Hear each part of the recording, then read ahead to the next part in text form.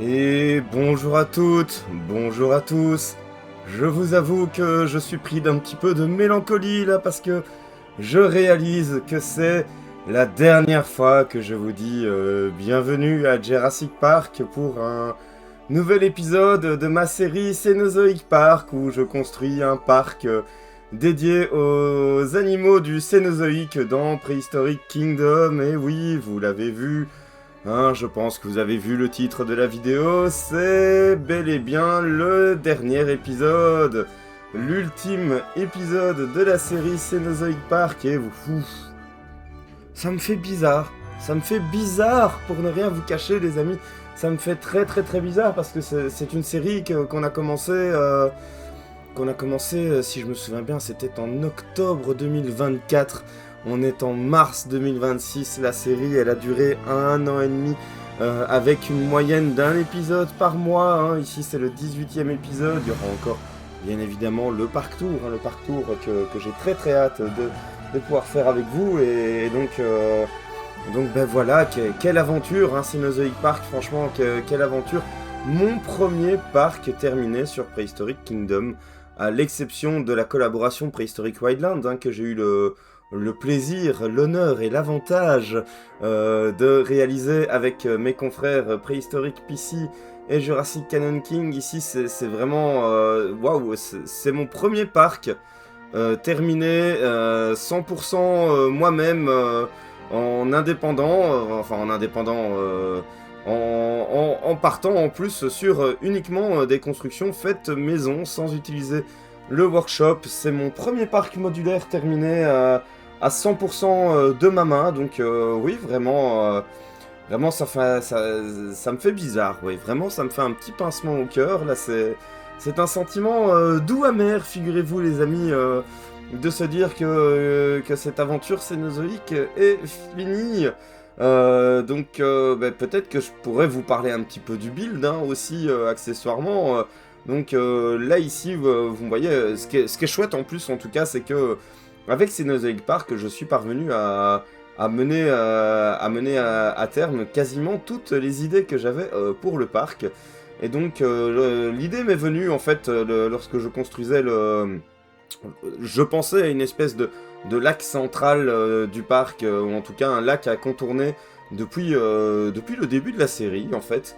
Et bah là ici je trouvais que l'endroit avec la plateforme d'observation en hauteur qui donne dans l'enclos des Cynotériums de l'épisode précédent, bah, je trouvais que la zone en face elle serait plutôt sympa pour faire un lac.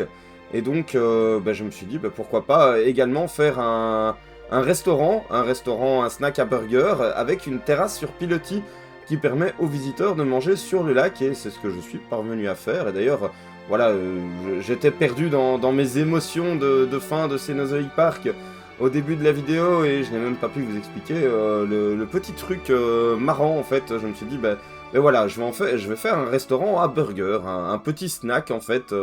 Et l'idée, elle m'est un petit peu venue en fait. D'ailleurs, je fais un petit coucou à Jurassic John par la même occasion. L'idée, elle m'est un petit peu venue en regardant un de ses derniers streams où il construisait un petit restaurant dans. Je ne sais plus s'il était dans PK ou dans Jurassic World Evolution. Par contre, c'était sûrement PK. Hein, vous connaissez Jurassic John, et donc il partait sur une inspiration peut-être un peu Quick et McDo et ben voilà, du coup, je me suis dit, je vais partir sur un délire à la Quick et McDo, je vais faire un resto à hamburger. Et petit truc marrant, alors que j'avais déjà la structure principale de mon restaurant en tête, et je suis parvenu à la reproduire sans trop de concessions, je suis assez content. Alors que j'avais déjà la structure principale en tête, au moment de faire l'entrée, je ne savais pas trop quoi faire, et vous le remarquez hein, à l'écran, j'ai utilisé finalement les deux arches. Et je trouve ça très marrant parce que, bon, j'ai appelé le restaurant Ceno Burger, je trouvais ça sympatoche, hein, et en fait, cette entrée avec la double arche, bah, ça fait un peu McDonald's, donc au final, ça passe, hein, c'est complètement dans le thème. Là, je dégage déjà l'espace pour le lac, pour la fameuse terrasse sur pilotis. Je suis assez content du résultat, hein, sincèrement, et en plus, je trouve qu'il y a un petit effet là de terre coincée entre les planches de la terrasse qui se fait sur le début, qui fait un peu la transition entre le chemin et la terrasse à proprement parler, qui fonctionne, ma foi, très très très très bien. Donc voilà, en plus petite décoration fleurie qui reprend un petit peu la pseudo-thématique de ce dernier épisode, hein, même si il faut le dire vite, hein, c'est vrai que j'avais pensé, j'en avais parlé d'ailleurs du temps de l'épisode du musée, du musée qui se trouve au cœur de Cenozoic Park, et j'avais parlé de pourquoi pas faire une petite section l'âge de glace, et au final bah, c'est plus un clin d'œil âge de glace qu'autre chose, mais donc vu que dans la dernière zone les deux enclos qui me restaient à faire étaient un enclos de Smilodon et un enclos de Mammouth, ben voilà, c'est tout de suite tombé comme une évidence en fait de dédier cette zone un petit peu à Diego et à Manny en fait. Donc petit premier clin d'œil ici comme vous avez pu le voir avec les animaux taupières, les animaux taillés dans les buissons que j'ai placés sur la petite terrasse. Et on part sur l'enclos des Smilodons. J'ai voulu faire un enclos un peu différent de l'enclos de l'autre variété, l'autre espèce de Smilodon que nous avons déjà dans le parc. Alors les captures ici, vous allez avoir, j'ai dû passer en x10, c'est parfois peut-être un petit peu brouillon, mais j'avais tellement de captures les amis que il y a plus de 4 heures de vidéos qui sont condensées en une grosse vingtaine de minutes, donc voilà. J'en profite d'ailleurs pour déjà vous prévenir qu'il n'y aura pas de partie visite à la fin de cette vidéo et qu'il n'y aura d'ailleurs pas de cinématique shots non plus. Je vous laisse profiter de la construction pendant qu'ici j'essaye de faire un petit bonus, un petit point d'observation supplémentaire pour les Smilodons réservés aux visiteurs qui mangeront à l'intérieur du Cenoburger. Parce que oui, c'est chouette de manger en terrasse, mais il y a également un intérêt à manger à l'intérieur, c'est de pouvoir voir dans l'enclos des Smilodons. L'enclos ici, j'ai regardé pour faire un enclos plus large que long. Et je suis très content du résultat, je suis très content de la section rocheuse. Également, qui donne vers la fenêtre d'observation visible depuis le Cenoburger.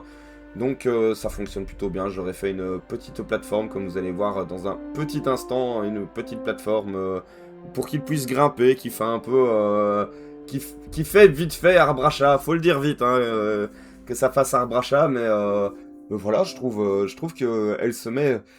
Pardon, excusez-moi, plutôt bien, oui, je me sens un petit peu lessivé, je vous avoue, parce que ça a été un très long build, hein. Je me suis longtemps demandé, est-ce que je fais un épisode, un habitat par épisode, ou est-ce que je fais un épisode final, et puis je me suis souvenu que j'avais promis qu'on partirait avec un gros boom pour Cenozoic Park, hein, qu'on terminerait le parc...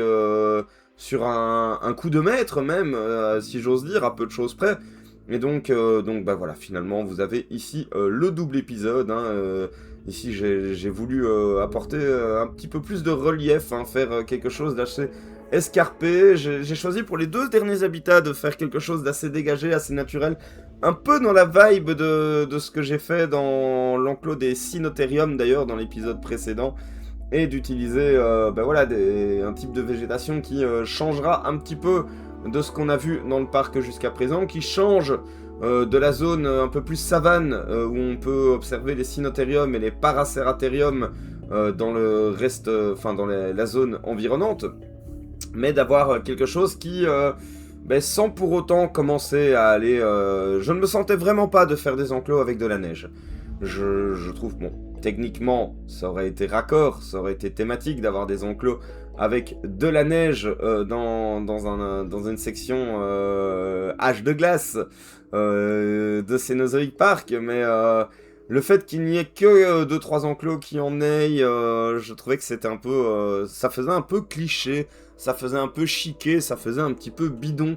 On repassait pour le réalisme, et donc bah voilà, finalement, j'ai opté pour des types de végétation qui, je pense, font un peu période glaciaire, mais pendant le redoux. Et donc là ici, d'ailleurs je m'étais trompé de skin pour les femelles et je me fais ouh, c'est trop bizarre. Donc on a nos petits Smilo qui sont placés.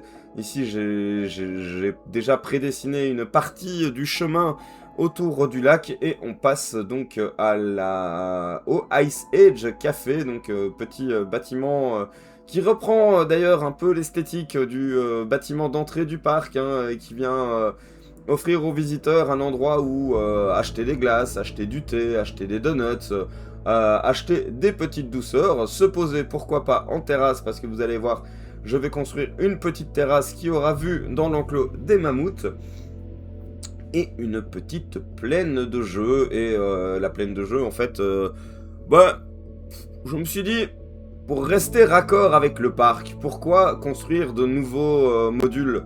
Pourquoi construire de nouveaux jouets pour les enfants, alors qu'il me suffit de réutiliser ceux de l'entrée pour garder justement le style Cenozoic Park jusqu'au bout. Et donc, c'est ce qu'on a fait, et je trouve que ça fonctionne plutôt bien. Je suis très très très content du résultat. Ici, pareil, hein, j'ai réutilisé un petit truc. Merci John, hein, en fait, parce que je n'avais jamais pensé à ça. On verra le faire après, d'installer les panneaux avec les prix en hauteur pour que ça ressorte, que ça ait un petit réalisme en plus. Donc merci beaucoup John, je n'y avais jamais pensé et je trouve que ça fonctionne mais trop bien. Avec en plus derrière, vous allez voir, je vais glisser ma petite astuce toujours du petit panneau décoratif. Là ici j'ai voulu essayer de l'inverser, mais non, derrière c'est blanc, donc on le mettra deux fois le même. Ah, j'aime beaucoup ce croc de Smilodon en cupcake, et là voilà, hop, comme ça.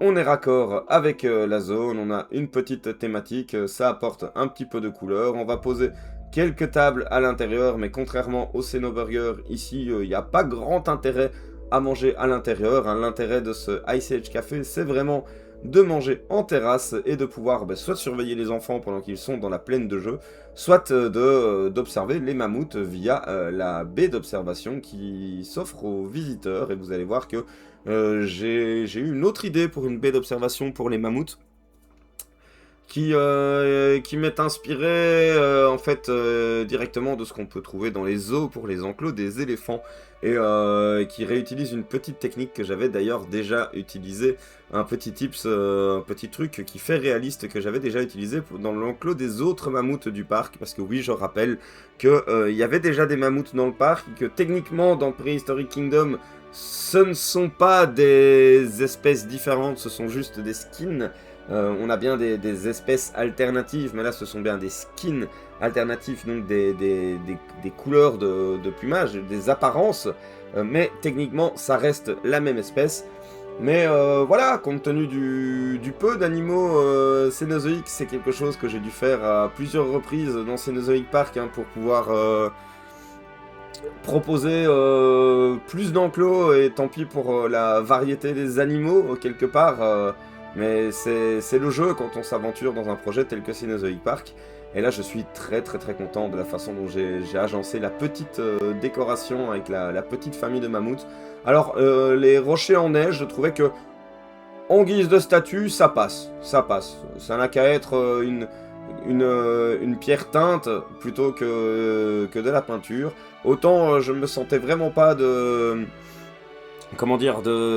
d'enneiger l'intérieur de certains habitats, autant là je trouve que ça va, ça passe, hein. Et en vrai, cette petite jardinière, je la trouve magnifique, j'en suis hyper content. Elle vient bien délimiter en fait l'emplacement du Ice Age Café, elle vient un peu casser le ton avant l'enclos des Smilodons, sur le sens d'où on vient, où vient justement, après avoir eu la sensation, le stress peut-être, de se retrouver quasiment nez à nez avec un tigre à dents de sabre, de souffler un petit peu, d'avoir cette petite scène un petit peu plus zen comme ça, qui mène directement vers notre Ice Age Café, notre café de l'âge de glace. Donc évidemment il me fallait un petit portail, et comme toujours la police de type tropical, elle fait le café pour le Ice Age Café, hein. Ça fonctionne très bien, et ça reprend bien un peu le délire que j'avais à la base quand j'ai commencé Cenozoic Park, qui était que c'est un parc qui serait un petit peu comme si InGen avait ouvert une succursale de Jurassic Park où il clonerait plutôt des animaux du Cénozoïque. Là ici je fais un panneau qui s'avère être en fait une redite quasiment identique du panneau Cenozoic World qui se trouve à l'entrée du parc. Mais voilà, je trouvais ça sympa de l'avoir devant la plaine de jeu, hein. On peut se dire que c'est Diego et Manny, et on n'a pas besoin de le marquer, hein. On va dire que c'est un peu... c'est un clin d'œil pour ceux qui auront la référence, comme ça, c'est une version libre de droit. Hein, c'est Diego et Manny de chez Wish pour pouvoir juste mettre ça près de la plaine de jeu, que les gosses y comprennent, mais qu'on ne doive pas payer les droits. Alors là par contre, ça me paraissait être une bonne idée de réutiliser cette petite technique que j'ai utilisée tout du long du parc, hein, pour venir apporter un petit peu de variété, pour casser un petit peu le rythme. Et là, l'autre idée de point d'observation que j'avais pour les mammouths, en fait, c'est de faire une partie un petit peu surélevée qui permettra de venir observer dans leur habitat, avec également des petits bancs, des petits points d'observation, et je trouve cet assemblage, ma foi, bien rudimentaire, mais particulièrement efficace. Je l'ai reproduit à plusieurs endroits sur toute la balustrade, sur tout le passage ici, où je me suis d'ailleurs amusé à casser un petit peu la texture de chemin, parce que c'est vrai qu'au final, dans Cenozoic Park, j'ai beaucoup utilisé le même chemin, hein. Voilà, c'est quelque chose qu'il faudra que je travaille pour le prochain parc, hein, pour les prochains projets sur Prehistoric Kingdom. Et ici, ben, je me suis dit, pourquoi pas refaire un mur de peinture rupestre, comme on a déjà fait un petit peu plus loin dans le parc, histoire déjà de cacher la vue ici, pour ne pas directement proposer aux visiteurs d'observer les mammouths. Et alors, j'ajuste un petit peu les peintures rupestres, hein, pour qu'on ait un petit peu de variété. Et surtout, je mets quand même les deux des mammouths pour qu'on puisse les identifier ce qu'on va pouvoir observer. Et là, je commence enfin à délimiter l'enclos des mammouths. Et ça tombe bien parce que j'étais pas trop sûr sur un truc pour comment délimiter la clôture et partager en fait les différentes sections. Et en fait, tout simplement en plaçant ma clôture de base, celle autour de laquelle j'allais travailler avant de la remplacer par les bonnes clôtures, je me suis dit, mais en fait, à cet endroit-là, elle fera parfaitement le boulot. Là, j'ai délimité un petit quelque chose que je vais dédicacer à Patrick. Tiens, à Patrick, un viewer de la chaîne, et très actif également sur la chaîne Twitch, que je peux énormément remercier pour son soutien. Donc voilà, ne t'en fais pas, mon gars, hein. Il y a pas de malaise. Ça c'est dit comme ça, c'est entendu, il n'y a pas de malaise, on a mis les choses au point, on est reparti sur de bonnes bases, et je te propose la plus grande et longue cascade que je n'ai jamais faite pour le moment dans un jeu de construction de parc à dinosaures dans notre enclos de mammouth ici. Alors, je trouve que, franchement, ces clôtures-là, c'est celle que j'ai utilisée pour l'autre enclos des mammouths, et c'est celle que j'ai utilisée pour l'enclos du Smilodon.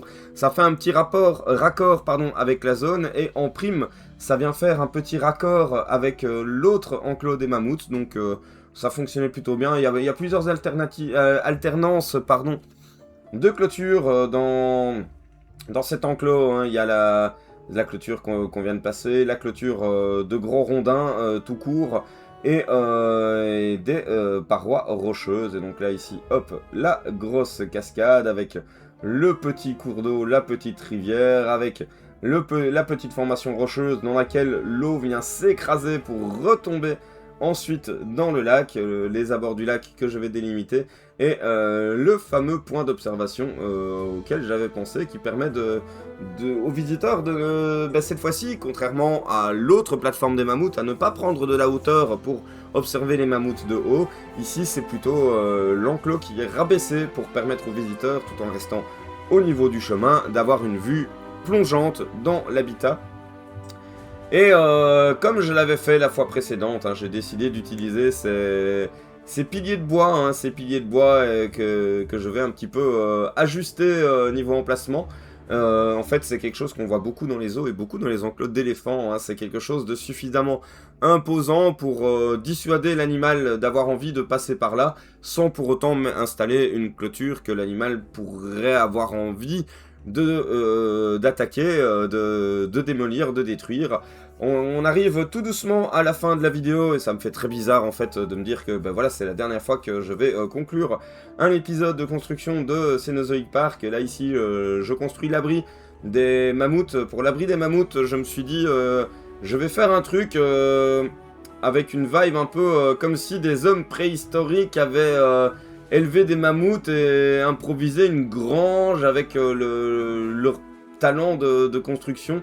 Donc voilà, elle a un style très rudimentaire et pourtant je trouve qu'il fonctionne très très bien cet abri. Pour les mammouths, il vient occuper une bonne partie de l'habitat et franchement je suis très très très content du résultat. En tout cas les amis, je tenais à vous remercier d'avoir suivi cette série Cenozoic Park. Ça a été vraiment un plaisir d'imaginer ce qu'aurait fait InGen avec les animaux du Cénozoïque, tout en me basant peut-être sur leurs descendants ou plus proches cousins actuels pour s'inspirer pour les enclos, faire ce mix de style pseudo-Jurassic Park, pseudo-Âge de Pierre et pseudo-réaliste qui a été vraiment un vrai plaisir à développer comme style. Donc moi j'ai vraiment pris énormément de plaisir ici. Ça a été un petit peu long Cenozoic Park, hein, on va pas se mentir. Je n'ai pas été le plus assidu sur les sorties des épisodes. Mais en tout cas, voilà les amis, le parc, il est terminé. J'espère de tout cœur que ça vous aura plu de suivre cette série, tout autant que moi, ça m'aura plu de vous la proposer. Mais ne vous en faites pas, ça ne veut pas dire que c'est la fin, ce n'est qu'un nouveau début. Et là, ici, hop, petite touche finale, avec une petite formation, une petite ruine de Stonehenge au milieu du lac. Et le lac, je vais le faire avec de la fausse eau, hein, PK, c'est vraiment le jeu où on utilise plus vite de la vitre pour faire de l'eau que de l'eau, parce que ça rend 1000 fois mieux. C'est quand même assez triste quand on y pense, mais voilà, je vous laisse profiter de la construction du lac. Je vous remercie une fois encore d'avoir suivi cette série assidûment. Promis, la suite, ça arrivera très très très bientôt. J'en parlerai à la fin de la vidéo Park Tour. La vidéo Park Tour, elle arrivera dans le courant de la semaine prochaine et à l'issue, une fois que la vidéo Park Tour sera sortie, vous pourrez vous aussi télécharger Cenozoic Park. Si vous avez Prehistoric Kingdom, je vous partagerai le lien du workshop. En tout cas, ce fut un plaisir de construire ce parc avec vous sur YouTube pendant cette longue période. Si la vidéo et la série vous a plu, ben, je vous invite à vous abonner à la chaîne, à liker la vidéo, la partager, à pourquoi pas liker la playlist et la partager également la playlist Cenozoic Park. Et moi en tout cas, ben, je vous invite également d'ici au Park Tour à me faire vos petites suggestions de noms pour les animaux en commentaire. N'hésitez pas, mettez la totale. Mettez pour tous les animaux du parc, hein, comme ça, lors du Park Tour, on pourra faire un petit coucou à chacun des animaux nommés. Moi, en tout cas, je vais aller maintenant prendre l'air et boire un coup, parce que, waouh, ça fait quoi? Ça fait 24 minutes, là, quasiment, que je parle non-stop, et ça va faire du bien d'aller me désaltérer. Et quoi de mieux pour se désaltérer que de l'eau que je suis en train de placer là maintenant. Voilà, ça, c'était une transition toute trouvée. Je vous dis à très bientôt à Jurassic Park, et je vous remercie encore de m'avoir soutenu pour le projet Cenozoic Park. N'hésitez pas à me dire en commentaire ce que ça vous fait que la série soit terminée. À très bientôt à Jurassic Park, bien sûr. Salut tout le monde!